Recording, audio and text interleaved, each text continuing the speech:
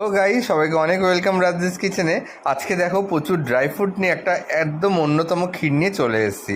সাথে রয়েছে মাখনা, প্রচুর পরিমাণে রয়েছে খোয়া, এছাড়া রয়েছে গাওয়া ঘি, এবং তার সাথে যেটা মেন রয়েছে সেটা হচ্ছে দুধ এবং সিমাই।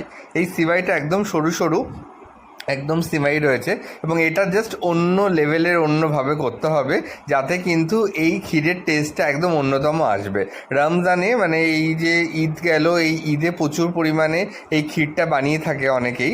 তো এই ক্ষীরের রেসিপিটা জাস্ট আপনাদের সামনে আমি শেয়ার করছি। তো প্রথমে জাস্ট কড়াইতে ঘি দিয়ে তার মধ্যে কিন্তু এই মাখনাগুলোকে হালকা শ্যালো ফ্রাই করে নিতে হবে, এবং মাখনাগুলো ভালো করে হালকা শ্যালো ফ্রাই হয়ে গেলে এবার এই মাখনাগুলোর মধ্যে যে প্রচুর পরিমাণে যে ড্রাই ফ্রুটগুলো ছিল, কাজু, কিশমিশ, আলমন্ড, সমস্ত কিছু আপনাকে একে একে এর মধ্যে দিয়ে নিতে হবে। এবং তারপরে অন্যদিকে কিন্তু ঘি গরম করে তার মধ্যে কিন্তু সামান্য পরিমাণে, আমি এখানে দেখো কতটা পরিমাণে আমি এখানে ঘি ইউজ করছি। তো এখানে ঘিটাকে হালকা যখনই গরম হয়ে যাবে তার মধ্যে কিন্তু এই যে সিমাইটা সেটা কিন্তু দিয়ে দেবো, এবং সাথে কিন্তু দুধও দিয়ে দেবো।